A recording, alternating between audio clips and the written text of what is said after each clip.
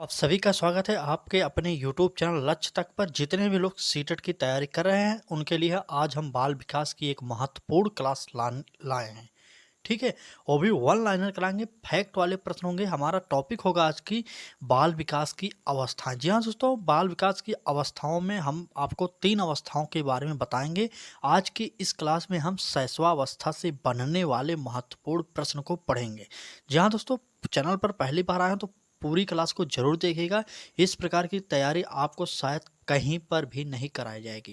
तो चलिए बाल विकास की अवस्थाओं में शैशवा अवस्था से बनने वाले महत्वपूर्ण प्रश्नों को देखेंगे, वो भी वन लाइनर प्रश्नों के माध्यम से। वन लाइनर कराने का सिर्फ एक ही मतलब है कि आप फैक्ट वाले प्रश्न हैं, इनको जल्दी से पढ़ लीजिए। मात्र 10 मिनट की क्लास होगी, जरूर देखिएगा, मिस मत करिएगा। चलिए स्टार्ट करते हैं क्लास को। अब वन लाइनर कराने का मतलब देखिए, इस प्रकार के अगर आपको प्रश्न करा दिया जाए, जो भी प्रश्न इससे पूछा जाएगा आपके पेपर में, चाहे मिलान वाला हो चाहे जो खाली स्थान भरने के लिए होता है, वो सभी आपके इस क्लास से कवर हो जाएंगे।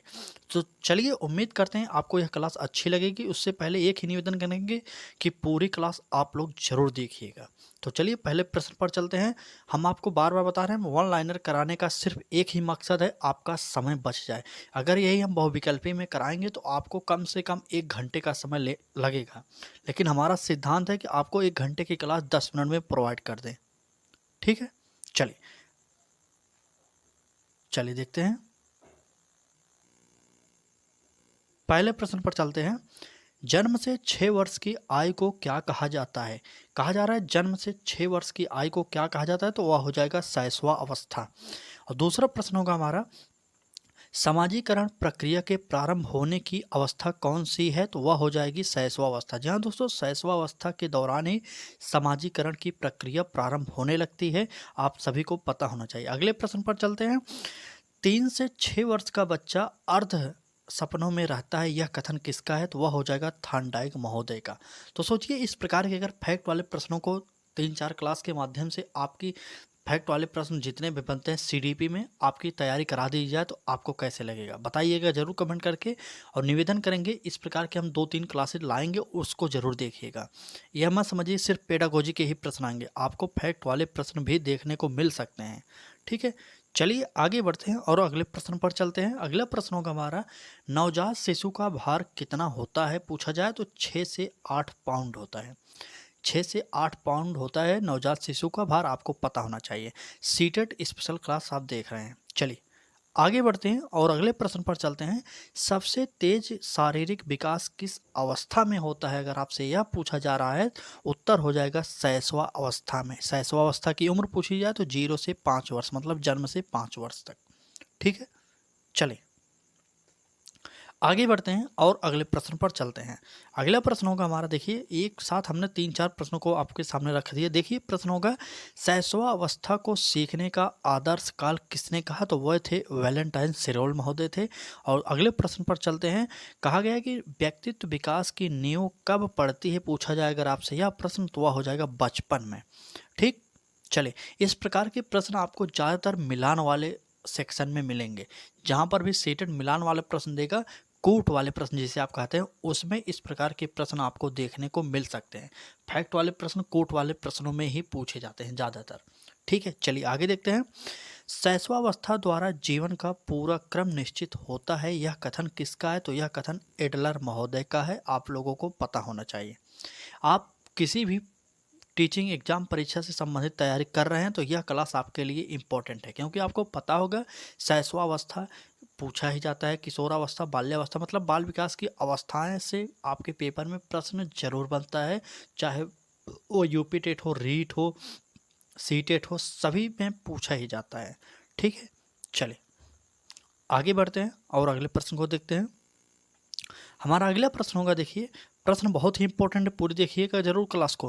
प्रश्न है, मनुष्य को जो कुछ पढ़ना होता है प्रारंभ के 4-5 वर्षों में बन जाता है, यह कथन किसका है, तो यह कथन फ्रायड महोदय का है। अगले प्रश्न पर चलते हैं। अगले प्रश्न कह रहा है, शैशवावस्था बालक का निर्माण काल कहा जाता है। जी हाँ दोस्तों, अगर आपसे पूछा जाए कि बालक का निर्माण काल किस अवस्था को कहा जाता है, तो वह हो जाएगा शैशवा अवस्था। शैशवावस्था को बालक का निर्माण काल कहा जाता है, आप लोगों को पता होना चाहिए। 10 मिनट का समय ज़रूर निकालिएगा, इस क्लास को पूरा ज़रूर देख लीजिएगा। आप सीटेट पेपर दे रहे हों, चाहे किसी भी टीचिंग एग्ज़ाम भर्ती परीक्षा से दे रहे हों, परीक्षा जहाँ पर बाल विकास पूछा जाता हो, तो ठीक है। चलिए अगले प्रश्न पर चलते हैं। कहा जा रहा है नवजात शिशु में हड्डियों की संख्या कितनी होती है? तो उत्तर हो जाएगा 270। जहाँ दोस्तों 270 हड्डियाँ नवजात शिशु में पाई जाती है, आप सभी को पता होना चाहिए। चलिए आगे बढ़ते हैं। अगर क्लास अच्छी लग रही हो तो लाइक कर दीजिए, चैनल पर पहली बार आए हैं तो सब्सक्राइब करके बेल आइकन को जरूर ऑन करिए, जिससे आपको नोटिफिकेशन मिलता रहे। इसी प्रकार की तैयारी हमारे चैनल पर आपको रेगुलर कराई जा रही है, आपके पास समय है, पढ़ लीजिए, ठीक है। चलिए आगे बढ़ते हैं और अगले प्रश्न पर चलते हैं। ये सब एक पॉइंट के जरिए हम आपको समझा रहे हैं।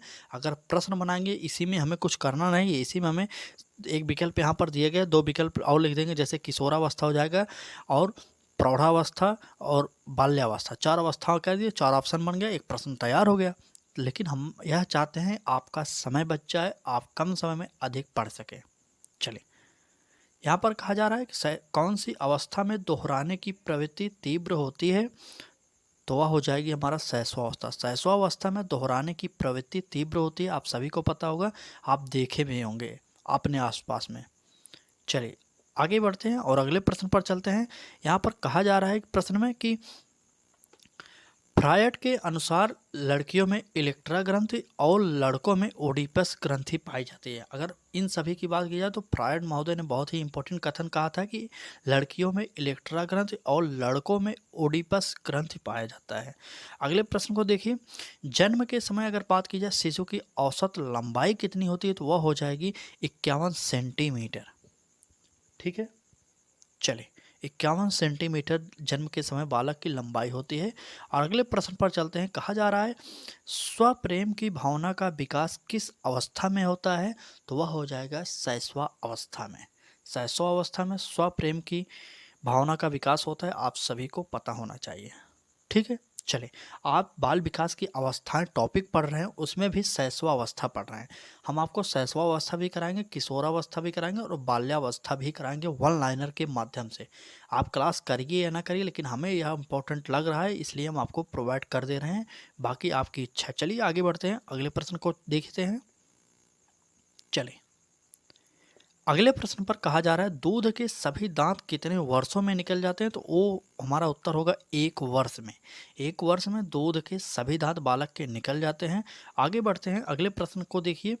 जन्म के समय शिशु की धड़कन रहती है तो वह अनियमित रहती है, कोई पता नहीं। जैसे अब जब बड़े हो जाएंगे किशोरावस्था में तो लगभग धड़कन जो धड़कता है 1 मिनट में 72 बार होता है, लेकिन जब शिशु नवजात शिशु होता है उसके अनियंत्रित होती है, कितनी बार भी धड़क सकती है, ठीक है। चलिए आगे बढ़ते हैं। अगला प्रश्न देखिए। प्रश्न में कहा गया है कितने वर्ष का बच्चा सार्थक शब्दों का प्रयोग करने लगता है? पूछा जाए तो वह हो जाएगा 3 वर्ष का बालक। जी हाँ दोस्तों, 3 वर्ष का बालक सार्थक शब्दों का प्रयोग करने लगता है। आगे बढ़ते हैं, अगले प्रश्न को देखिए। बालक के विकास की प्रक्रिया एवं विकास की शुरुआत कब से होती है? तो वह हो जाएगा जन्म से पूर्व, मतलब गर्भावस्था से ही बालक का विकास होने लगता है, ठीक है। गर्भावस्था से ही बालक का विकास होने लगता है, जो कि बहुत ही इंपॉर्टेंट है। आगे बढ़ते हैं, अगले प्रश्न को देखिए।